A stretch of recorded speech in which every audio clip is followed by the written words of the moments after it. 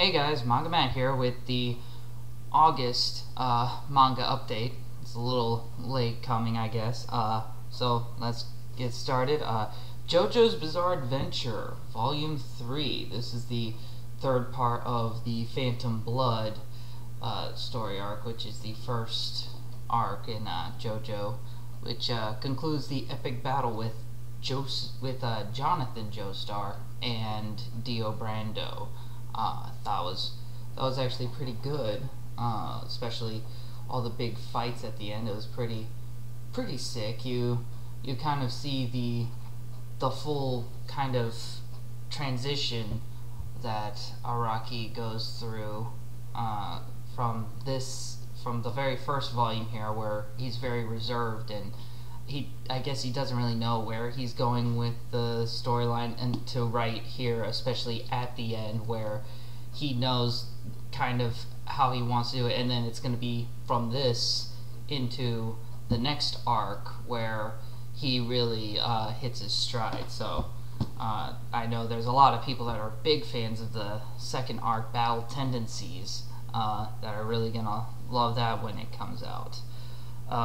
Then What Did You Eat Yesterday, Volume 9, which actually had in here several delicious recipes that I liked, especially the shredded potato, cheese, and ham pancakes, which, I'm always a big fan anytime one of these foodie mangas actually have recipes or any kind of dishes in it that you could actually make at home without having to be near a Asian food market or anything. So something like shredded potato, ham, and cheese pancakes is right up my alley. It's really easy too. Like, you don't even need to cook the potato. You just take any old potato, you shred it, and then let that fall in a frying pan, and then you throw a few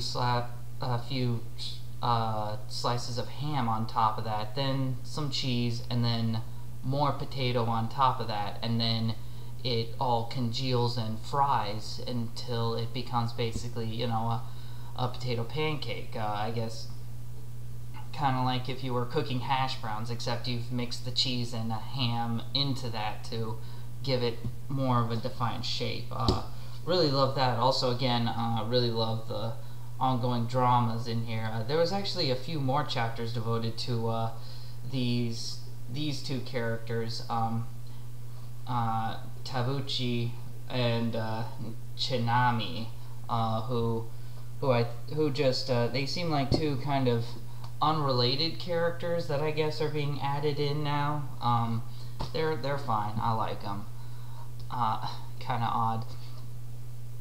Then next up, One Piece, Volume 75, which just features, actually features predominantly a big kind of, the big fallout from Usopp finally undoing the spell from the I forget what her name is, the girl who has the ability to rewrite, Sugar, her power to basically rewrite people into becoming whatever she wants them to be, and then rewrite their memories. So that's how she's basically taken over this whole town and under Doflamingo's rule, and they've basically undone that, and they're starting a whole rebellion around that. Pretty impressive, pretty cool for a big arc kind of move. I'll be interested to see kind of where that ends. So next up is Pokemon X and Y.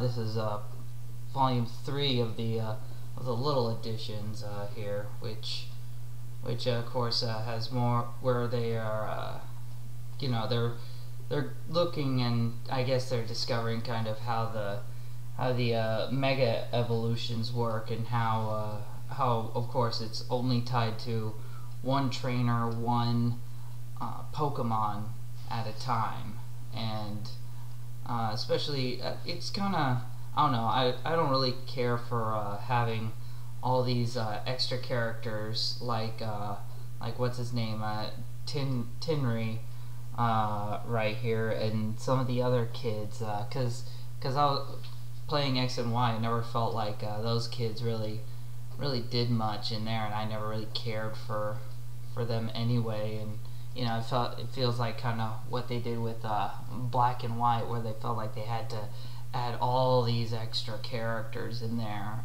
when I think less characters would work better for them. But I do like they're using a lot more of the game stuff in here, like especially having the goat Pokemon. I forget his name, the evolved form, as sort of their little transport for that one part, and then also fighting so at the big tower match, and it's also it's hard to really say much about what's happening per volume of these, because they're so small. But you know, again, it's still Kusaka writing them, and he keeps it pretty faithful to the video games themselves as far as plot, and also there's a bit more going on with, I guess, the legendaries with Yveltal and Zernas. I can't even pronounce these legendaries anymore. Then we have Naruto volume 71 with only one more volume to go before Naruto's finally all wrapped up. But this was a pretty excellent big fight with Naruto and Sasuke versus the Sage of Six Paths, which is also kind of Madara, which is also kind of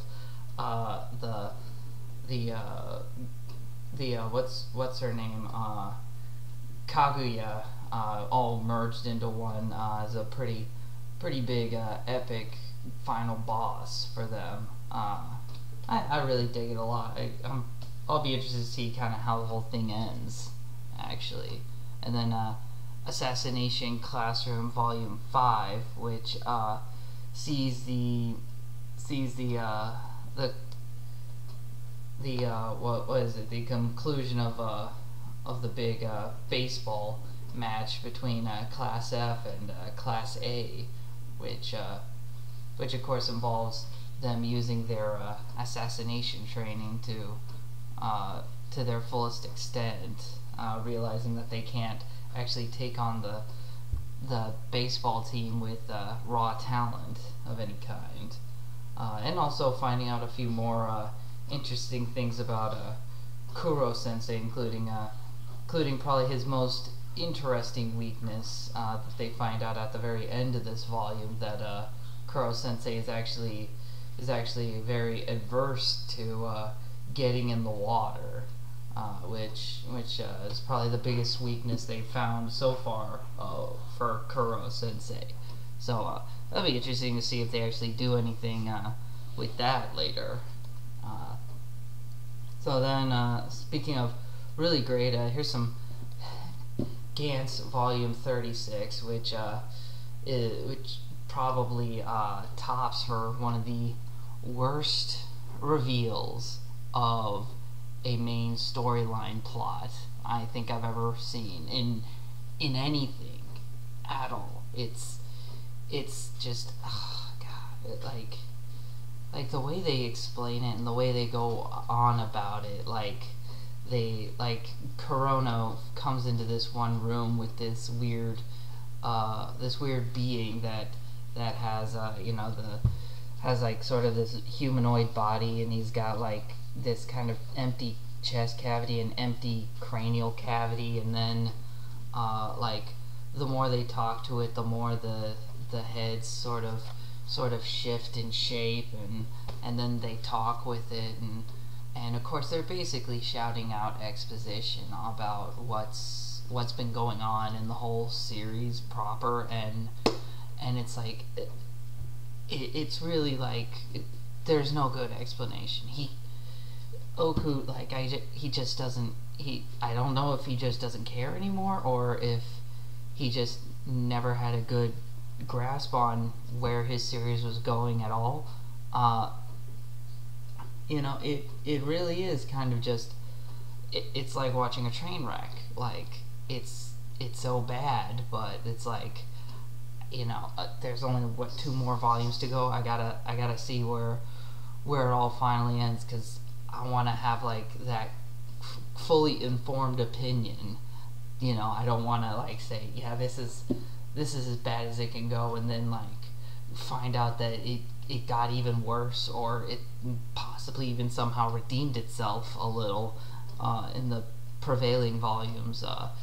So it's like, if you want to see how a sci-fi series can start with a mostly decent premise, but really good action, really good kind of execution and stuff, but not like the most deeply written plot or anything, and see that just not only take over as being the most important part of the story, the plot, but also then completely fail on delivering even that, then then Gantz is probably the best thing for that. It really does baffle me how they keep getting like all these quotes on the back, like Gantz is the zenith of blockbuster manga and stuff. It's like, where are they pulling these quotes from? Were these quotes from like 5 years ago or something that they're just recycling, or what? Because it's like, it can't be from people who just read these volumes. I mean, I don't know. That's gonna be perfect when that thing is done. When I have all those volumes, that's gonna be a thing. I'm gonna have to talk about that. It's that I feel that passionately and that emotional about this series. And then speaking of which, passionate and emotional series, Pokémon Adventures Emerald Volume 29, which this concludes the Emerald story arc, which also now completes all the Pokemon manga series that have come out insofar for all the Pokemanga. So everything is now up to date, and oh boy, is this ever like the most epic conclusion to a Pokemon series arc ever. Like, all the trainers are back, they all have their starters, they all learn the ultimate combination moves, and they're fighting like this kind of like astral form of Kyogre, and they're just blasting it with everything they've got, and like Jirachi is making these wishes, and just everything is coming together in this epic conclusion. It may be one of the best kind of endings that you could have ever hoped for, and very deserving of the ending of Pokemon Emerald, because when Emerald ended, that was like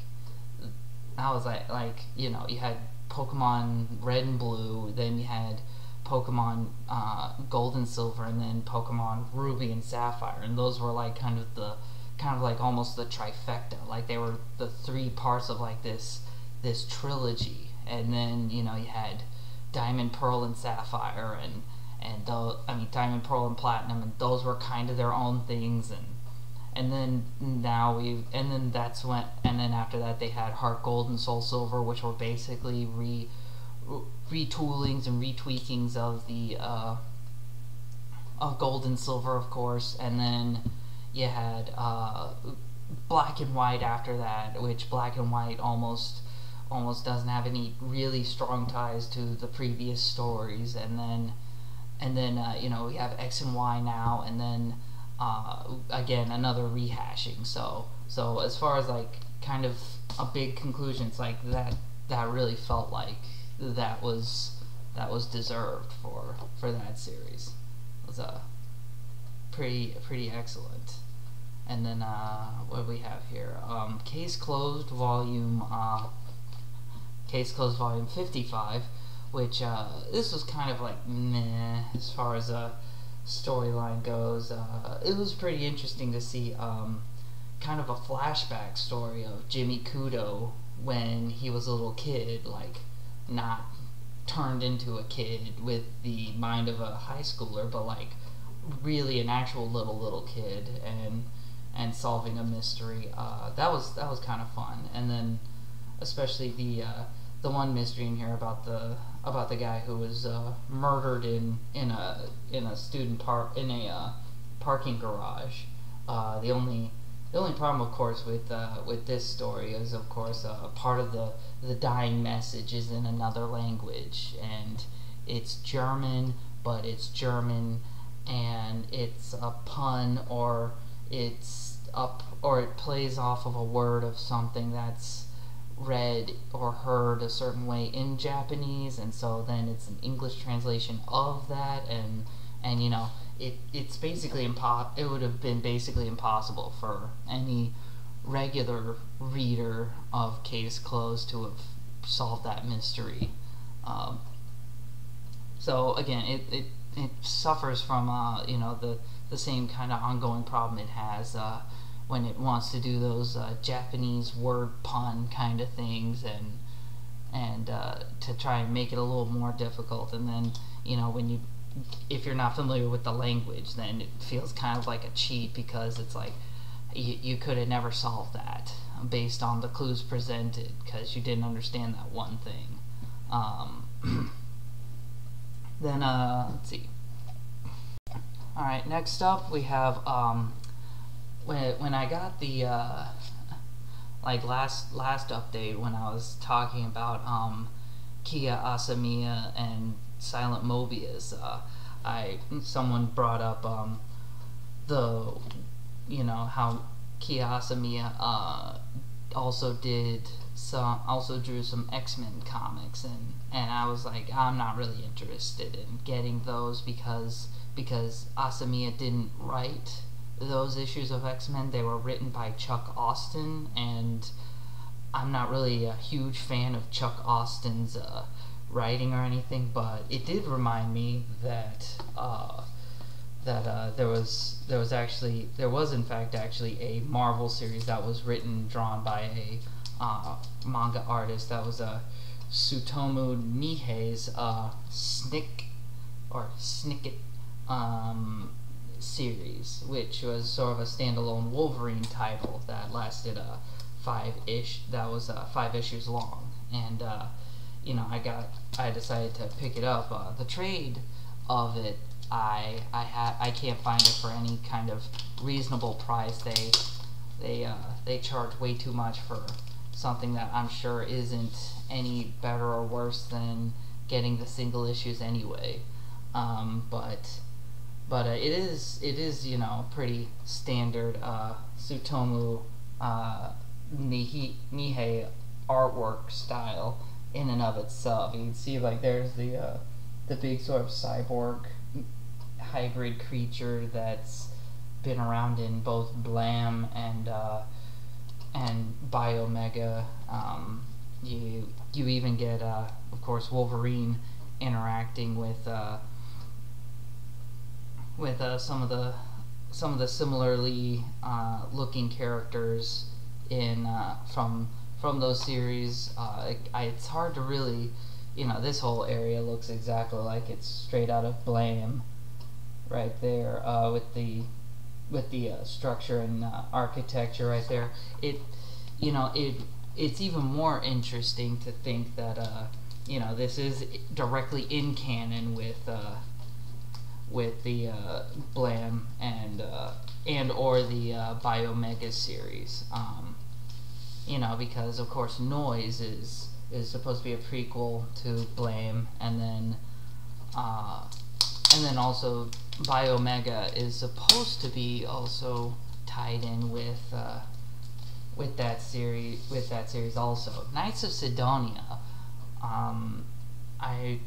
you know, it does make mention of the Toha Heavy Industries, which is also referenced in all of these other series, but as far as whether or not it's directly in canon or where exactly it lies within the storyline, you know, it's hard to tell whether it's you know, it's in canon or if that's just kind of a tongue-in-cheek reference that they just throw in just as like an Easter egg. You know, I usually the way I would consider it is like if something is in canon as being like something that was done or affected in the previous series had a direct result in the plot of the following series. Like say I would say that that for instance like I'm trying to think of something that would be in canon. Like say you have like in Star Wars, you know, there's like the Clone Wars, the animated Clone Wars series. Well, you know, you see in there that in the animated Clone Wars that Anakin comes back from some battle and he has a scar on his eye, and then in Episode 3 he has that scar on his eye, and you also see other stuff like General Grievous in Revenge of the Sith. He's, you know, coughing and he's having a hard time breathing, and you see in the Clone Wars animated series that when he was getting on that ship where they're at in the beginning of the third movie, that I think it was Obi-Wan like tried to force crush his chest cavity, and it kind of crushed some of his organs, and you know, it's from that. So you know, I would consider that like to say that yeah, the animated series is in direct canon of it, whereas here it's like, you know, I can't think of anything that actually puts it in canon, but you know, there's certainly nothing to say that it isn't, or it couldn't possibly be. So it's interesting in the one respect to think that you know, Blam, Biomega, Knights of Sidonia, and Wolverine, Snikt are all in this one kind of bigger universe kind of thing, which is pretty neat. You don't really see that a lot, especially with manga creators who usually don't, if there even are that many manga creators outside of, I guess, Osamu Tezuka, who again, Osamu Tezuka, when he reuses characters and stuff, he's, you know, that's just kind of like a thing he does. He's not actually trying to say that all of those characters are in some kind of larger canon outside of, I guess, you know, the Phoenix series.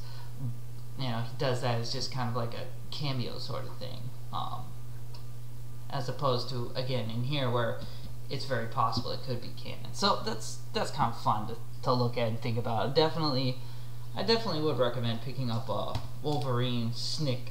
You can find all 5 issues for like, you know, $30. It's a little more than, you know, you pay retail for them. Actually, yeah, it's a little more, but you know, considering what the trade is worth, and you know, considering that you almost never see manga creators actually doing like licensed characters in America, you know, it's at least worth picking up, especially if you are a big Nihei fan.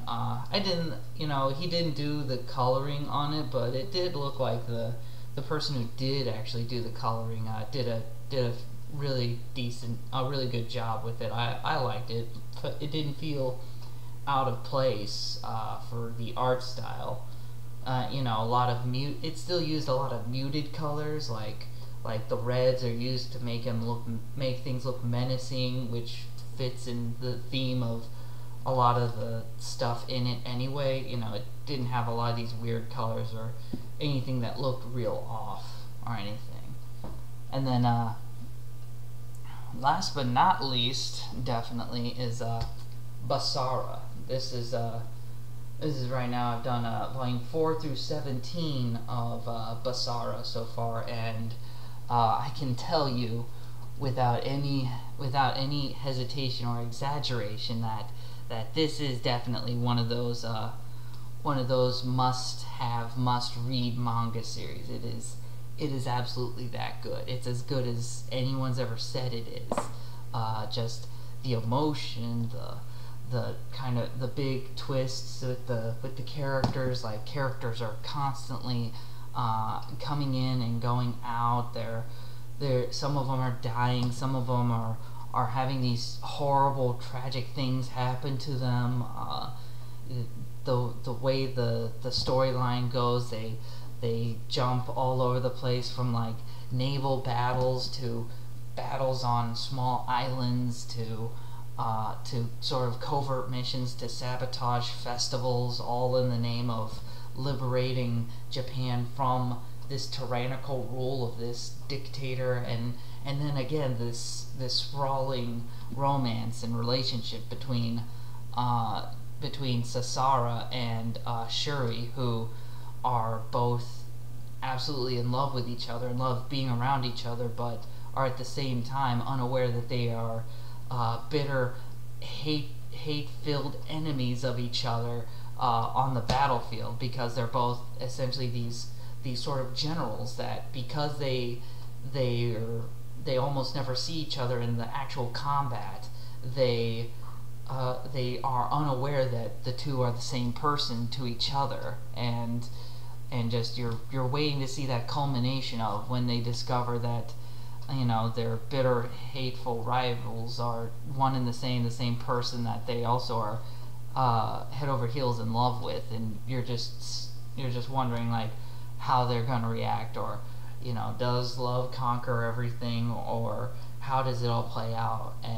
And that's the other thing too, is that the emotions, the emotions that these characters feel, it feels genuine, because like when characters die, they spend like a good several chapters, like, you know, reeling in that loss. Or like Basara, she's leading some of her people into a battle, and then some of them die, and she has this, she kind of has a breakdown, because she realizes that, oh, all those people on the other side, that my enemies, people that I've been killing, like those are regular people too.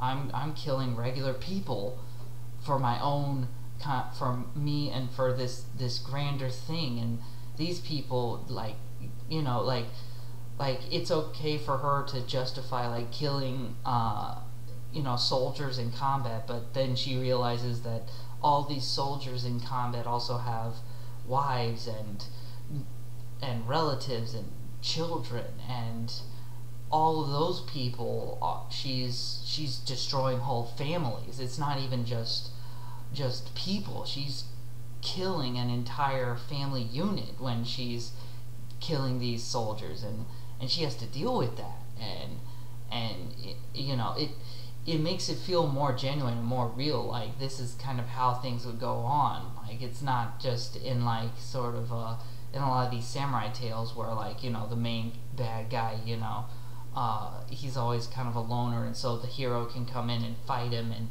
he doesn't have to deal with like the emotional ramifications of ending a life and how that affects all of the people around that person and all that. But, you know, it's a very, very great series. It mixes a lot of this kind of sort of fantasy, like not really fantasy in like the way of like magic and sorcery, but like fantasy as in like this unique world, and it's still very much kind of a feudally Japan sort of thing, but it has twinges of modern-ish technology here and there, because it's in the far future, and also just the way that it still has this high emotional volume to it, which is kind of all the best things that you can like about shoujo.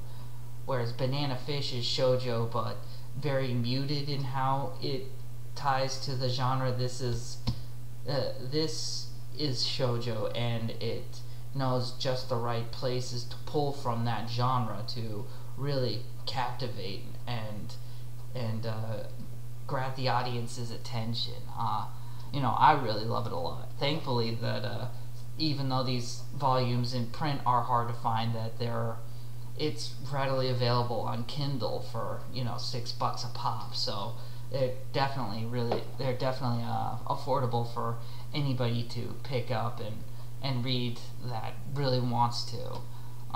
But that's all I got for this month. I know it's kind of slim pickings, but you know, I'm just is just kind of a lull, I guess, as I keep reading more manga. I keep running out of more manga that really kind of entice me. And, you know, on the other hand, that does give me more time to get around to, I guess, more manga reviewing, you know, when I get those wrapped up and finished, while balancing all the other stuff I do. Alright, catch you next month.